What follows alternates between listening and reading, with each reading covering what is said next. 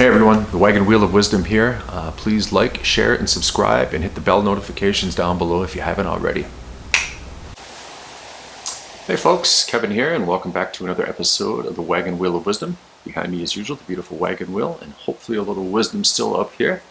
I'm going to talk about today a little subject that has been brought up from time to time, and more importantly, it is in response to a lot of messages that are on the video I made about remaining celibate and not necessarily having the energy to date. So people have been asking some questions about when is a good time to start dating, and should we?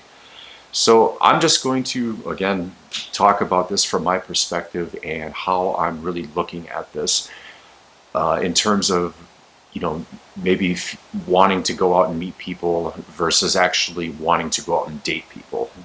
Two different things, and sort of where I'm at with that and what my advice would be to people that are on this journey.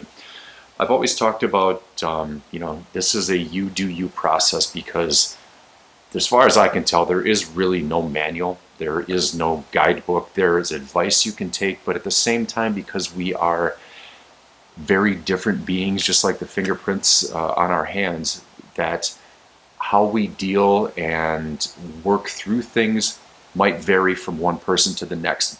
We can talk about similar things in a way and similar experiences, but how we process those experiences and whatnot might be a little bit different. So here is my take on the whole should we go and date thing.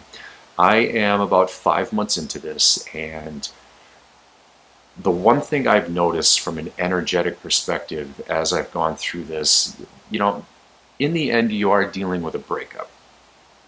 On the other end, you're dealing with an incredibly severe breakup that has been, in my case, and in some cases, as other people have commented, very different than anything they've ever experienced in their life.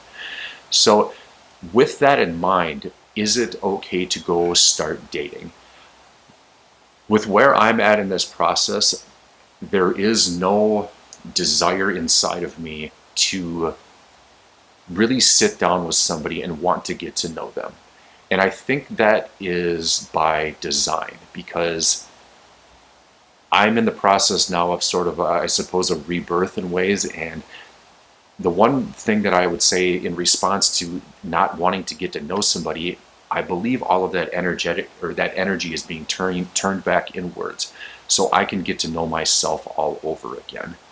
And that is probably right now the biggest reason as to why I just don't have it inside of me to really want to go quote unquote date.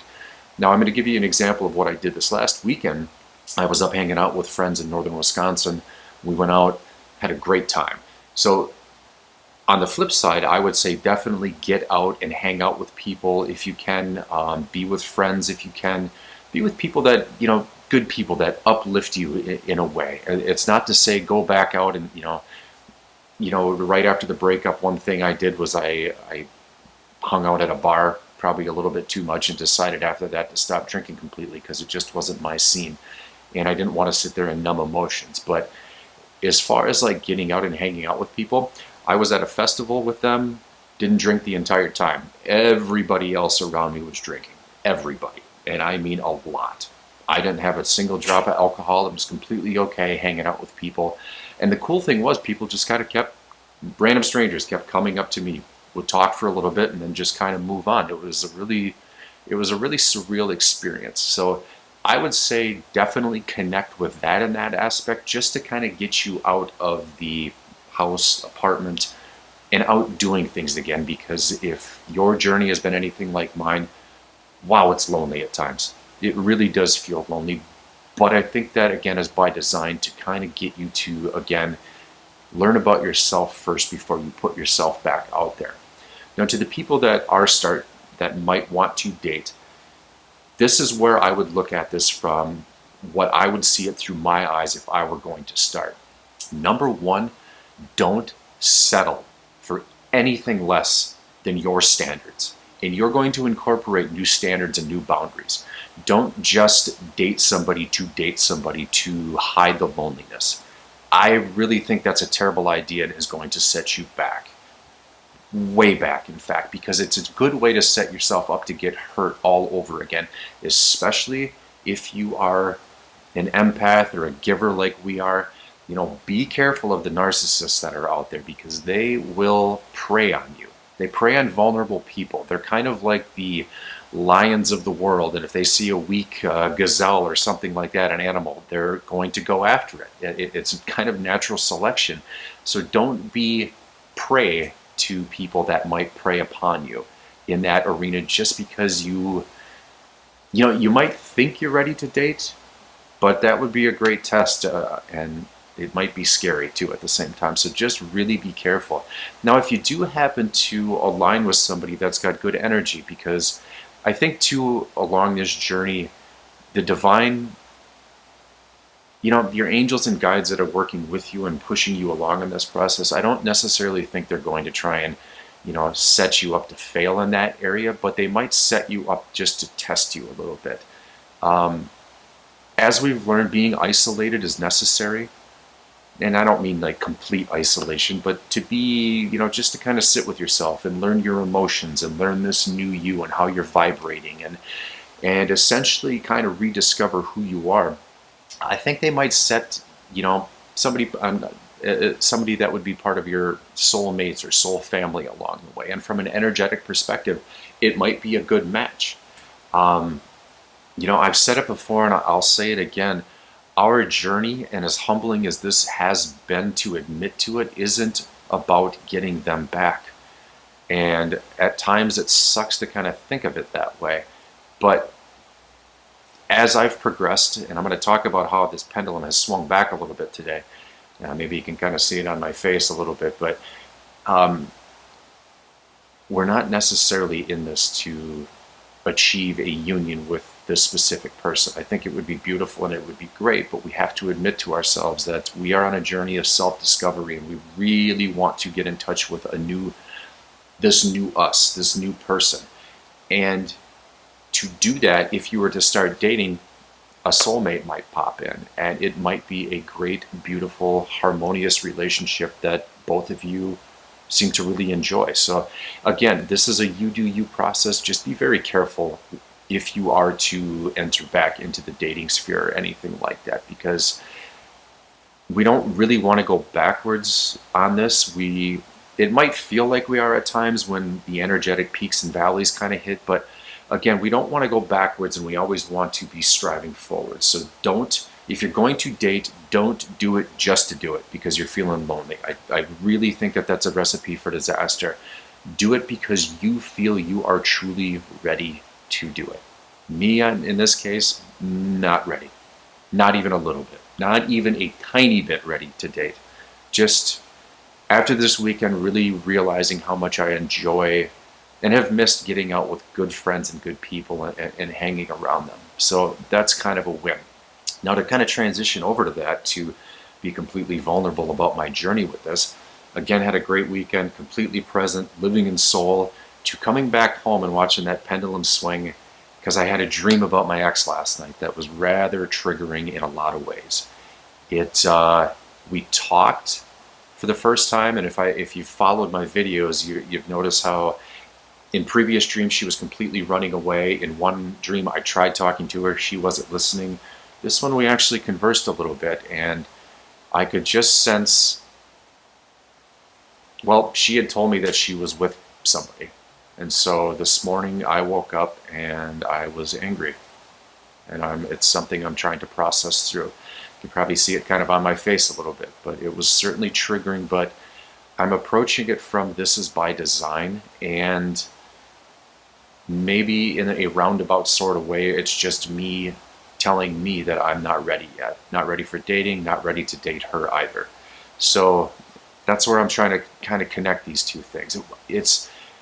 This is such a process that I can only think that down the road, I'll know when I'm ready to date, let alone meet her or re-meet her or reunion if that is something that is in the cards. But it's just telling me that, you know what, still in this process early. Clearly I can still easily be triggered by things. Clearly I'm still not ready to accept certain things fully yet, even though I have been working through the process of thinking about her with somebody else, as I've talked about, or thinking of me even being ready to date somebody else. But if anything, these dreams and these visions, these triggers, instead of doing what I used to do, which was thinking that, oh, this is just her communicating with me in the dream, it's no, this is my energy right now, and I can feel this energy. And as angry as it makes me right now to think, number one, of her being with somebody else, and number two, well, that sucks because then I'm still not ready to date while she's out dating somebody. It's like, no, as much as I'm going to hold that mirror up to me right now, I'm really honing in on this is me and this is where my mindset is, and I'm just not ready for it. Sucks in a way because I would like to get out and maybe meet that special someone, but at the same time it's a realization that, you know what, I'm I'm not going to do what I would used to do, which if I broke up with somebody, maybe go looking for the next person to help fill that void or fill that gap. That I've got to work within and know that I am completely enough and be completely okay with everything that I am in my being, in my essence, before I can offer it to somebody else. And again, that's completely new for me. Um, After I had left my ex-wife, I immediately got into another relationship, and I've really kind of bounced around a little bit, done some dating here and there, and thinking that my wholeness comes through being with somebody else. And what I'm really learning, and if I'm paying attention to these dreams and the visions and things like that, and my guides, it's just telling me I'm not ready. And last night, my good friend had texted me and had asked, "Oh, did you call that chick yet? The one that I had met down at the coffee shop?" And it's just, I can't, unless you're on this journey, and I know you guys have echoed this in your comments section, people that aren't on it just don't get it, and they won't. They aren't able to connect with the fact that, I need to be alone right now, not out dating. That finding yourself isn't, you're not going to find them through somebody else. Just hooking up with somebody isn't going to make me feel any better. Dating somebody isn't going to make me feel any better. It might be a quick high in the moment, but it's going to be followed by a lot of lows, and that's kind of the, and I've used this before, the horrific beauty that you learn about yourself with this one is, you know, you are more in touch now with your feelings than you have ever been in your life, while simultaneously feeling completely disconnected with yourself. But that disconnection at times is when you realize how connected with yourself you truly are. And I realize that that sounds incredibly counterintuitive, but it seems to be true. Like, because I think the disconnection is me disconnecting from my ego and knowing that my soul is thinking something vastly different at that moment in time. And for the first time, my ego feels wrong, my soul feels right, even though they might be colliding with their beliefs at this time, which is just my beliefs for that matter. But yeah, I think that's kind of the case today. And it's funny, now that I've talked through this a little bit, I have a little bit deeper understanding now of why I've had the dream last night that I did. And it's just, it you're going to get tested at every corner. You're going to go from feeling really good to feeling not so good, and that's the hard part. I talked with somebody this morning, a friend of mine who I've connected with on the channel, and she had read something to me about a woman who talked to her about how she just wanted to give up. She's just sick of the journey, sick of everything. Would honestly, to articulate it correctly, would feel better if she were not living at this moment in time. And I get it. This is exhausting work on every level. You you question yourself. You wonder if it's real. You wonder how long it's going to go on for. Is my person ever going to contact me again? And you sit with all of these emotions coming at you like a freight train, and you don't know which direction to go. You feel like you're tied to the train tracks in a way. Um, but the thing is, you guys, if you're thinking like that, I have those same damn feelings all of the time. And you can see it on my face today that I went from being in complete bliss to now being frustrated about this journey. But at the same time, just don't give up. Keep going forward, one foot in front of the other at times, baby steps at times, and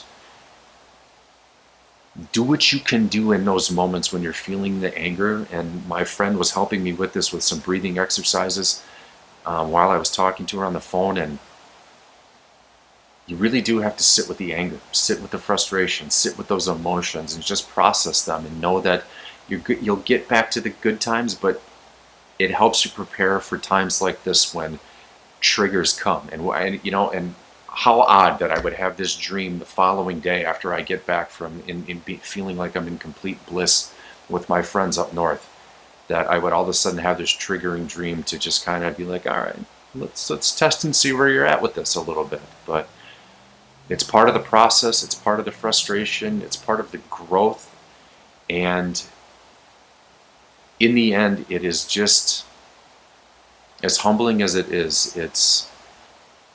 I know that there's going to be good times on the other side of the suffering. There's going to be great things coming on the other side of the suffering. And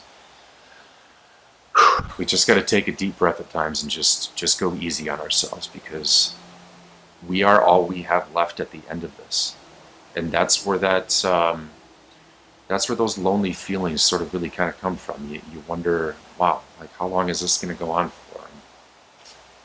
I wish I had an answer for everybody, but I did get some comments in the comment section about people that have had contact with their counterparts. So we're going through these phases together. I'm glad you guys have all tuned in.